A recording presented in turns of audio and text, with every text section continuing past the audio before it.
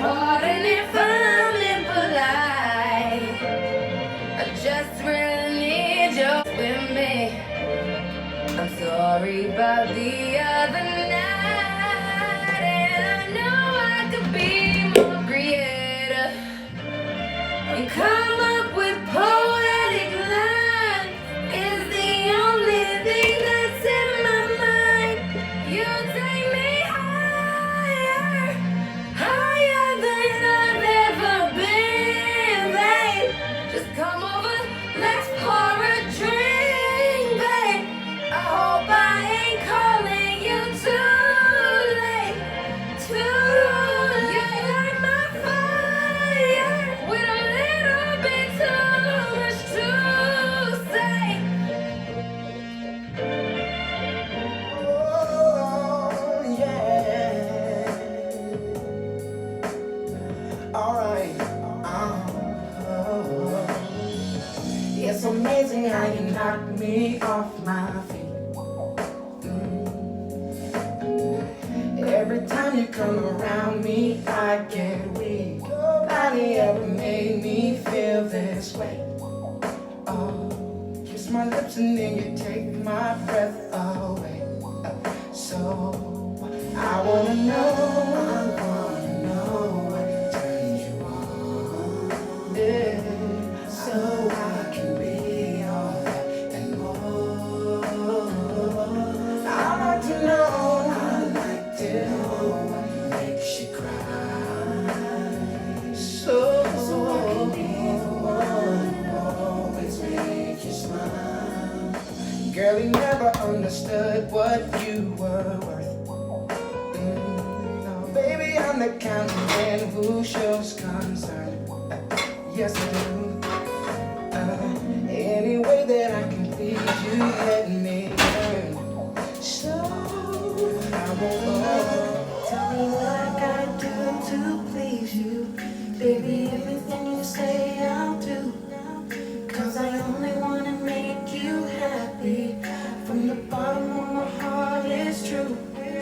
Tell me what I gotta do to please you.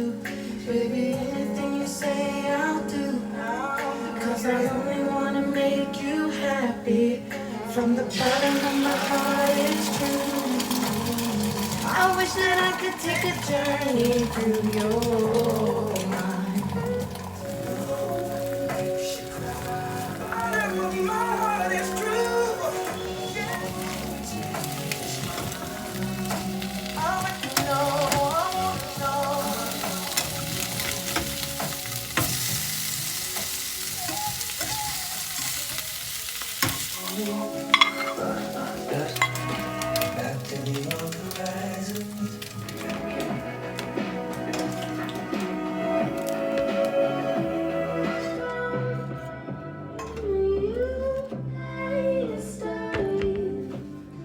Guys, we're going to the gym today.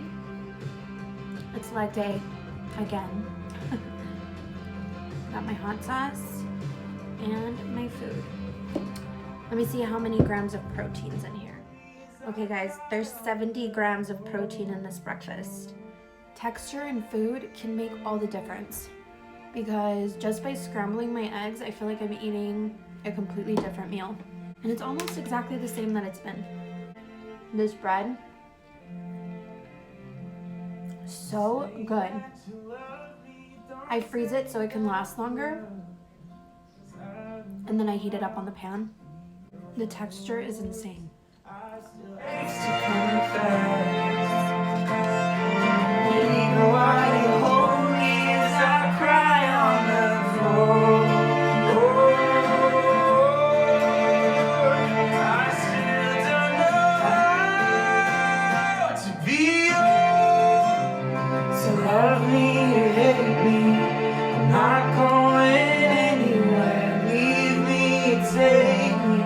Still bear my signature, know me or not.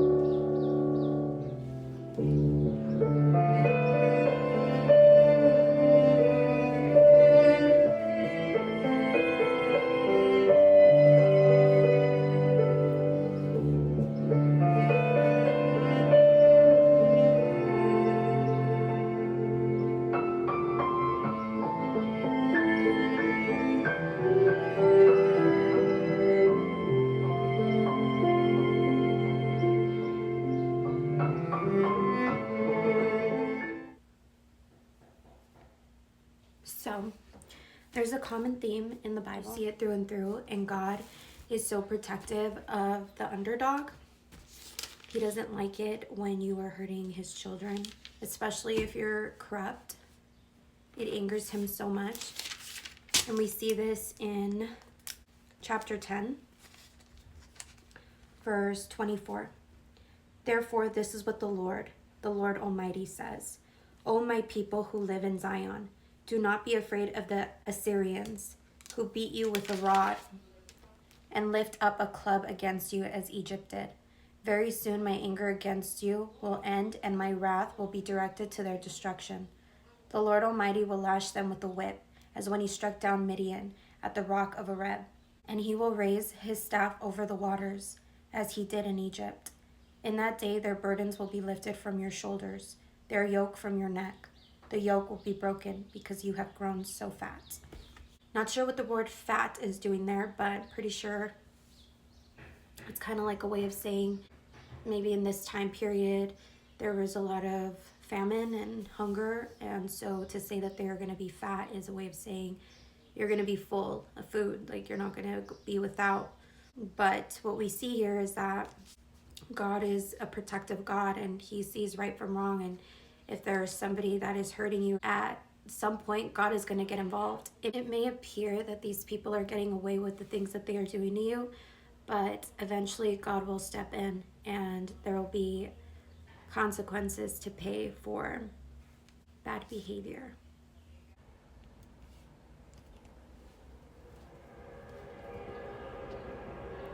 You want to jump up there with your mom? What is that? Is that your Bible? Your mama's drinks? Hmm?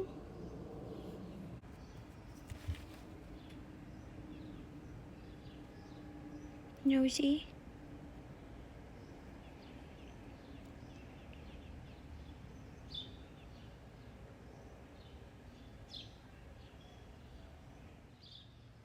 Novi's even reading the Word of God. What's it saying? Is it speaking to you? You like it?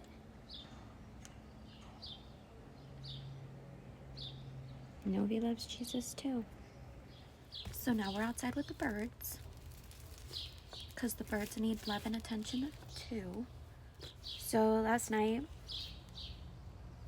the word control came to mind. Something that God really hates is control. Like if we try and control a person, a situation, an outcome, usually when you're trying to control an outcome, a lot of manipulation takes place. And God doesn't like that, right? Because God already has a plan here on the earth. And because we have free will, we have a choice on how we conduct ourselves. But God has a preference, right? And learning to trust in him and learning to release control in every area of your life, although not easy, God acknowledges that, because that makes God happy. The outcome of you doing so is so much better than any outcome you made in your own doing. So when we release control, it gives God the ability to work in our lives. The problem is we live in a generation where we call it the microwave generation, right? Where we just want to put everything in the microwave and heat it up and take it out and eat it right away. Let's get all the ingredients, let's put it in the oven, let's wait a few hours. Maybe preparation takes a few hours, and then the baking takes a few hours. People don't know how to sow into things and wait days, months, sometimes even years for the harvest. And through, from front to back, the Bible shows us that God's timing is not our timing. God can give us a promise and not fulfill that promise for years and years and years to come. And learning to be patient in that process and learning to be faithful to God in that process and not become frustrated or weary is essential. There will be times where you ask God for something and he will provide right away because it was time. There are situations though where You have to learn to be patient. And there's a saying of, when you have to wait longer than you expected, be prepared to receive more than what you asked for. So in our waiting process, we can trust that God's will for our life is so much greater, so much more fulfilling, and it will have been worth it to have waited. I know a lot of people that were asking God for things, and because they didn't get it in a year or 2 or 3 or 4 or 5 or 6, they gave up on God. And it's like, God gave Abraham a promise and didn't fulfill that promise for decades. Like, his promises to you stand. Whether or not you choose to trust, that's up to you. That's not really God's problem, because God is doing his part, right? Think about it like this. Let's say you're in a relationship, and I use relationship analogies a lot because our walk with God is a relationship. So imagine yourself in a relationship and you are doing everything in your power to be a great partner. You're there for them, you listen to them, you love them, you're kind, you're compassionate, you care about them, you check in on them. You're doing your part, and this person is disrespecting you. This person is calling you out of name, staying out late. You don't know what they're up to. They're drinking a lot. They're doing drugs. When the person that is doing everything in their power to sustain a healthy space within this relationship dynamic, when they decide to leave, the person that did everything right is going to have the most peace in the exiting of the relationship. And they try to stick it out because they truly love that person. The person that did everything right is going to leave that relationship with all the peace in the world, because they will have known that they did everything in their power to have sustained that relationship. And because we are not in the business of controlling people, we have to respect other people's decisions. And sometimes we have to walk away from those people because their decisions may directly be impacting us and hurting us in a way that is not okay. But the person that was destructive and mean and hurtful, they're going to take that destructiveness, that meanness and hurtfulness, and they're going to target that energy back to themselves. So now imagine God, right? You're walking with him, you're faithful to him, you're trusting his promises, and God is there with you, and he's giving you signs, and he's giving you wonders, and he's manifesting himself in your life. But it's not enough, right? You want more. So then you become rebellious, and you fall away from the things of the Lord. You stop reading your word, you stop praying, you stop communion, you start following the things of the world, and you just completely abandon God.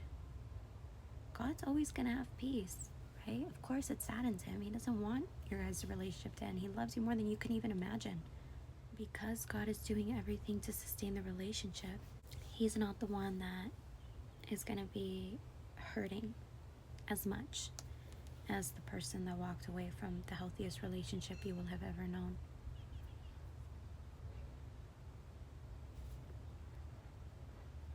God is not a controlling God. He respects your decisions. Your decisions are your own.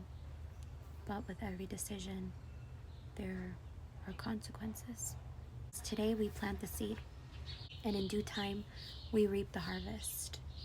What is your harvest going to look like? Is it love? Is it wisdom? Is it compassion? Is it grace? Is it peace? Is it harmony? Or is it destruction, wickedness, unfaithfulness? Are you lying? All those things will come to the light. There is nothing that will stay in the darkness. Whatever you are up to, you cannot hide it. You may think you're getting away with it, but you won't. Is what you're planting into this world, is it a reflection of God, or is it a reflection of Satan? Because then you will know who your God is. And some people are in denial when they're working for the enemy. They don't even realize it. And God is calling them, but in their mind, they're like, I don't need you, God, I'm good. It's when you start walking with the Lord that the enemy starts to hate you, and he will attack you. And that's why it's so much more important to walk in alignment with God, because then you end up, it's like a boxer. Instead of having your fists up here to protect your face, you're walking around like this in the ring, and the opponent is going to be socking you in the face. Do you want to get socked in the face? No. You want to protect yourself, right? That's why as Christians, we put on the full armor of God so that the enemy has no way to attack you. If you're leaving doors open in your life to the enemy, he will get in. He's waiting for you, especially if you're claiming the name of God. Especially. He knows your future. He knows where you're going. And he knows he's not going there. So he hates you. But we also know his future, and we know where he's going, and we know that he's a loser already. So our enemy is not somebody that we have to fear. The devil is not opposite to God. The devil is not God's opponent. The devil is like, imagine God as a huge redwood tree.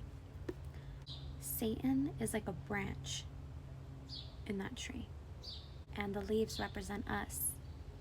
And we get to decide, do we want to manifest ourselves in the branches that are filled with nutrients and love directly from the roots of God?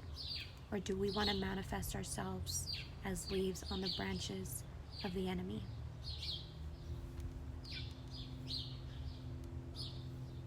I choose God. I know what it's like to live a life of a lukewarm Christian. And although you will bear fruits, your fruits will not compare to what you can bear if you're on fire for God. Your life will show it. You won't have to speak about it. You can be quiet and let your life do the talking. Your life will represent God. So I'll leave you with this question. What fruits are you bearing? What seeds are you planting? And what is your harvest going to look like? Okay, love you.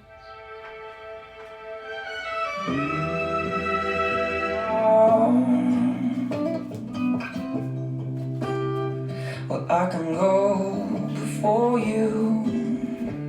I don't wanna change you. I don't wanna change you. I don't wanna change. I just came across a maze. Well, I can wait without waiting. I just came across a manger out among these dudes.